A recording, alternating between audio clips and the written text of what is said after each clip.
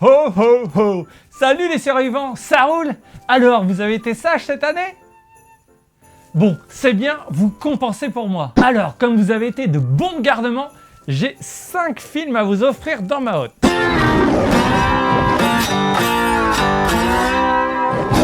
Alors, voyons ce qu'on a là-dedans. Oh, Gremlins! Allez tiens, ça c'est pour toi. Gremlins est un film américain réalisé en 1984 par Joe Dante. Il a entre autres fait Piranha, Hurlement, L'Aventure intérieure et Gremlins 2. Mais à la base, ce film produit par Spielberg devait être réalisé par Tim Burton, dont Spielberg avait adoré les courts-métrages. Mais n'ayant à l'époque réalisé aucun film, les studios refusèrent. Le film s'inspire du premier livre pour enfants publié par Roald Dahl, l'auteur de Charlie et la chocolaterie sorti en 1943 et intitulé Gremlins. Le film raconte l'histoire d'un inventeur pas doué du tout qui se rend dans le quartier de Chinatown pour vendre ses inventions et là il tombe sur une petite bébête toute mignonne, un mogwai. Oh, c'est trop choupinou! Il décide alors de le prendre à l'insu du vendeur pour l'offrir à Noël à son fils. Toutefois, certaines précautions sont à respecter impérativement. Comme ne pas exposer l'animal à la lumière, ne pas le mouiller et surtout ne pas lui donner à manger après minuit. Ah bah tiens, t'es là toi, t'en veux? Bien évidemment, les consignes ne vont pas être respectées. Et bientôt la ville se retrouve envahie d'une horde de petits monstres, les Gremlins qui vont semer le désastre dans toute la ville. Oh, j'en peux plus moi! Bah dis donc, ça te réussit pas trop le cassoulet toi!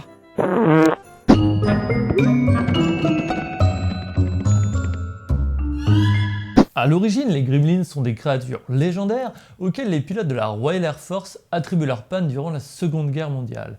Et un des personnages du film est directement inspiré de cette histoire. Le film a été un succès critique et commercial, remportant près de 10 fois sa mise et faisant quasiment 4 millions d'entrées en France. C'est un exemple de film utilisant l'animatronique. C'est-à-dire que tous les Gremlins sont réellement des créatures animées sans aucun effet numérique. Et ce fut un véritable tour de force pour l'époque. D'ailleurs, Joe Dante avait prévu que Gizmo se transforme en Gremlins en plein milieu du film, mais Spielberg refusa car il le trouvait tellement mignon qu'il s'est dit que tous les spectateurs allaient s'attacher à lui et qu'il fallait le garder jusqu'à la fin du film. Mais comme ce n'était pas prévu comme ça dans les scènes, on voit toujours Gizmo dans un sac sur l'épaule de son maître durant toute la seconde moitié du film. Et ce film, qui devait être très horrifique à la base, s'est transformé en une comédie privilégiant l'humour noir. C'est la mer Noire. Chose marrante, le cocker de Spielberg a inspiré la couleur de Gizmo pour le rendre tout mignon. Quant au lieu de tournage, il s'agit de la même ville que dans Retour vers le futur. Et sur le théâtre de la ville, on peut apercevoir 2 titres de films, A Boy's Life et Watch the Sky, qui étaient respectivement les titres de travail d'E.T. et de Rencontre du troisième type. La musique du film est superbe et vous restera dans la tête. Vous penserez à moi. Et si vous n'aimez pas les comédies romantiques de Noël, Gremlins sera parfait pour vous. C'est une comédie horrifique qui vous fera marrer à coup sûr et qui est empreinte de l'esprit de Noël malgré tout. C'est le dernier vrai succès de l'immense Joe Dante, alors foncez le voir. Alors, voyons ce que j'ai là-dedans pour toi. Oula non, ça c'est autre chose. On part maintenant sur le film que j'ai le plus regardé à Noël étant petit avec mes cousins. Et ça tombe bien car c'est une comédie familiale réalisée par Chris Columbus qui est le scénariste de Gremlins. Vous avez vu cette transition de pro sans déconner? Alors je vais laisser Macaulay Culkin, l'acteur principal du film, le pitcher 25 ans après. It's Christmas time. It's fucking Christmas. And your whole family, right, goes on vacation. Whole family. And they forget their 8-year-old fucking son. Their 8-year-old son. All by yourself in the house for a week. I had to fend off my house from 2 psychopath home invaders. That's really terrible. I was just a kid. Maman, j'ai raté l'avion raconte l'histoire de la famille McAllister qui décide de partir passer Noël à Paris. Une fois dans l'avion, cette famille s'aperçoit qu'elle a oublié Benjamin de la famille. Mais oui, il s'appelle bien Kevin. Bref, passons. Pas inquiet du tout, profite à fond de sa liberté dans cette grande baraque. Jusqu'au soir, il devra faire face à 2 cambrioleurs bras cassés, les casseurs-flotteurs à qui il va leur faire la misère. Et oui, Orelsan et Gringe s'appellent les casseurs-flotteurs en référence directe à ce film. Et ils avaient pour but de faire un braquage raté du rap. Mais entre nous, leur braquage est quand même plutôt réussi et je ferai certainement bientôt une critique de comment c'est loin. Ce film est donc... Bah, flippe pas comme ça gamin, je te signale que ta scène a été directement inspirée de ce tableau. C'est clairement le film qui a révélé Macaulay Culkin au grand public. Et quelle révélation, puisque le film a été pendant longtemps la comédie la plus rentable de l'histoire du cinéma. On y retrouve toute une belle brochette d'acteurs avec entre autres Joe Pesci et Christine O'Hara. Ah non merde, ça c'est pas la bonne. Je voulais dire Catherine O'Hara. D'ailleurs, Joe Pesci évitait Macaulay pendant le tournage pour qu'il pense qu'il était réellement méchant et ainsi améliorer son jeu d'acteur. Il lui a d'ailleurs fait une vraie morsure pendant une répétition, lui laissant une cicatrice.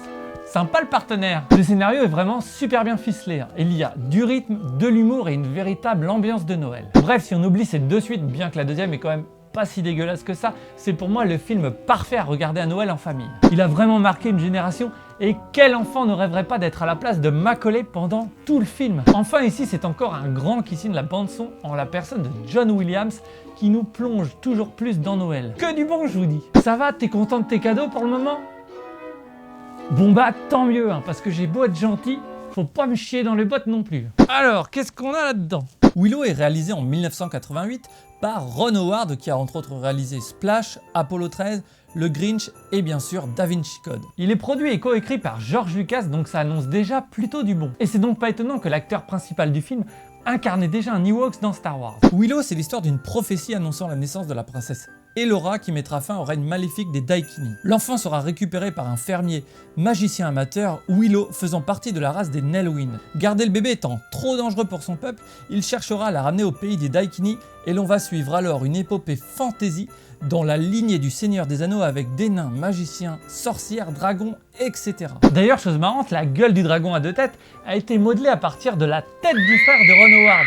Sympa le frérot, non? George Lucas a imaginé l'idée de base du film en 1972 et il lui tenait autant à cœur que Star Wars. Il a ainsi attendu les années 80 et la fin de sa trilogie Star Wars pour se mettre dessus. Lucas voulait absolument que ce soit une personne de petite taille qui incarne un individu luttant contre le système. Et ça, c'était pour rendre une interprétation plus littérale de cette idée. Et il a rencontré l'acteur principal du film, Warwick Davis, pendant le tournage du Retour du Jedi. Et d'ailleurs, Kenny Baker, l'interprète de R2D2, joue également un des villageois. Puis ce film a permis une avancée décisive dans le monde des effets spéciaux, puisque c'est le tout premier à utiliser la technologie du morphing. Et même s'il n'a pas eu le succès commercial espéré, il s'agit pour moi de l'une des plus belles épopées féeriques que j'ai pu voir avec l'histoire sans fin. Alors foncez mater ça. Et pour ceux qui l'ont déjà vu, une trilogie de romans faisant suite à l'histoire 20 ans après est sortie sous le nom Les Chroniques de la Terre d'Ombre. Allez hop, au coin du feu avec un chocolat chaud et une petite laine et ce sera parfait.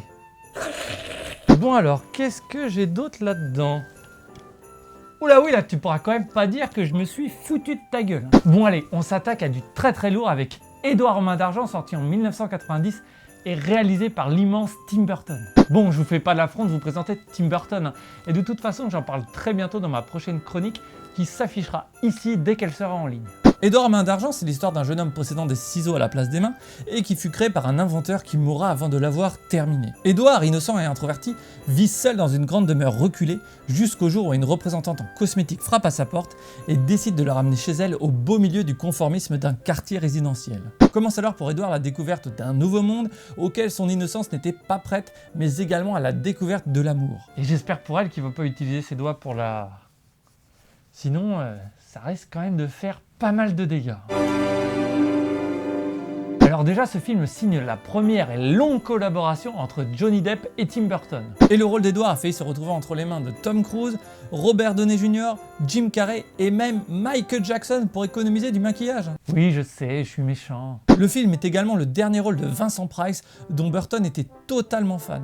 Et ironie du sort, sa dernière scène au cinéma fut celle de sa mort. Alors clairement, ici, on a le film le plus personnel de Tim Burton qui fait directement référence à sa jeunesse. D'ailleurs, le film est tiré d'un dessin réalisé par Burton durant son adolescence. Vous imaginez, moi, si j'adaptais un de mes dessins en film ?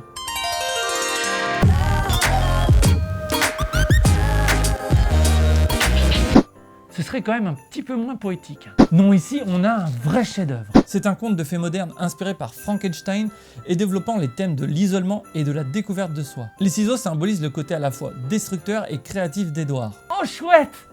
Il neige! Ce film oppose deux mondes. Le monde de l'enfance, du rêve, de la pureté et de la création à celui du monde des adultes, du conformisme et de la destruction de l'innocence. D'ailleurs, Édouard symbolise bien ce monde de l'enfance en ratant son initiation sexuelle, préférant créer plutôt que de procréer à l'instar de son propre créateur. Et Burton montre à quel point dans ce genre de quartier, chaque personne est identique et épie en permanence son voisin. Et comment l'arrivée de quelqu'un de différent est de suite montrée du doigt car agissant comme un propre miroir à leur triste réalité. C'est tout simplement un conte de Noël immanquable et servi par la meilleure composition de Danny Elfman. Alors faites-moi confiance les yeux fermés ou je sors mes ciseaux.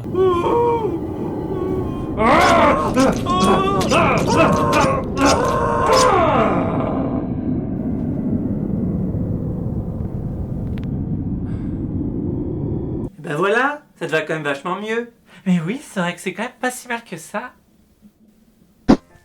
Ah, alors là, on va parler du film que je me mate vraiment chaque année à Noël et qui réveille en moi le petit enfant zombie que j'étais. Cerveau, cerveau, cerveau. On va donc parler de l'étrange Noël de Monsieur Jack. Et malgré la croyance populaire, ce film sorti en 1993 est réalisé par Henry Selick, qui a fait par exemple James et la pêche géante et Coraline. Et il n'est donc pas réalisé par Tim Burton. Ça t'embouche un coin, hein? Bon ok, c'est quand même d'après une histoire originale de Tim Burton, qui est aussi producteur du film et qui a réalisé tous les dessins des personnages. Mais bon, c'est quand même pas lui qui a réalisé le film. Jack Skellington, l'épouvantable épouvantail, est la star du monde d'Halloween où il passe ses journées entières à organiser chaque année la fête d'Halloween. Lassé du côté répétitif et monotone de son quotidien, il décide de partir et découvre le monde de Noël. Il n'a alors plus qu'une seule idée en tête, organiser le plus fabuleux Noël de l'univers. Mais quand une armée de monstres décide de fêter Noël, ça ne se passe pas toujours comme on pourrait l'imaginer. Alors déjà, il faut savoir que L'étrange Noël de Monsieur Jack est le tout premier film de l'histoire à avoir été tourné entièrement en stop motion. Et ce fut un véritable défi technique, puisque le tournage a duré 3 ans avec une moyenne de 1 minute de film tourné par semaine. Et d'ailleurs, je crois que le prochain What the Cut utilise également cette technique, si vous voyez ce que je veux dire. Je t'aime Antoine. À l'origine de ce film, on retrouve un poème écrit par Tim Burton à l'époque où il travaillait chez Disney, avant même la réalisation de Beetlejuice. D'ailleurs, on peut voir dans Beetlejuice une apparition de Jack avant même la création du film. Alors il a eu l'idée de ce poème en passant devant une vitrine qui est en train de changer la déco d'Halloween pour celle de Noël. Et de voir à un moment donné le mélange de ces deux mondes, eh bien ça lui a tout simplement donné l'idée de ce poème et bien sûr du coup l'idée du film. L'étrange Noël de Monsieur Jack étant avant tout une comédie musicale, une grosse partie de son succès provient de sa bande originale. Elle est une nouvelle fois signée par Danny Elfman, qui prête d'ailleurs sa voix à Jack pour toutes les parties chantées. Si c'est pas la classe ça. D'ailleurs mention spéciale à la version française où un sacré taf a été effectué pour adapter les parties chantées et je peux vous dire que le résultat est aussi magique que la version originale. Que vois-je? Et pour une version plus rock'n'roll, le film est ressorti en 3D en 2006 avec les chansons du film réinterprétées par exemple par Marilyn Manson. Les personnages sont tous aussi drôles qu'attachants avec une grande diversité de monstres où Burton a vraiment pu se lâcher. Foutez-moi un gamin zombie obèse, un monstre rempli d'insectes et un président milliardaire avec une grosse tête orange. Burton a voulu une fois de plus s'attaquer à la marginalité, l'intolérance et où l'on place le curseur de la normalité face à celle de l'anormalité. Et d'ailleurs, il le dit lui-même. Aux États-Unis, on te colle une étiquette. On te dit qu'un tel est intelligent, un autre est beau et tel autre est stupide. C'est dans mon agacement envers ces principes qu'il convient de trouver l'origine d'Edouard aux mains d'argent et l'étrange Noël de Monsieur Jack. Ainsi, Burton cherche vraiment à donner une leçon de tolérance dans ce film, et ça c'est beau putain. Bref, l'étrange Noël de Monsieur Jack est vraiment à la fois drôle, féerique et magique, et c'est tout simplement pour moi le film ultime de Noël. Bon bah voilà les survivants, j'espère qu'avec tout ça vous passerez un joyeux Noël en famille. Et si vous voulez me faire le plus beau des cadeaux, alors n'hésitez pas à vous abonner, mettre un pouce bleu et partager cette vidéo un maximum. Et si vous n'avez pas de cadeau cette année, eh bien c'est normal, car je l'ai buté le Père Noël, et là on va laisser le bouffer en famille. Ouais j'arrive. Bon sur ce, je vous souhaite quand même un joyeux Noël, et surtout n'oubliez pas que pour survivre, faut bouffer de la culture. Love!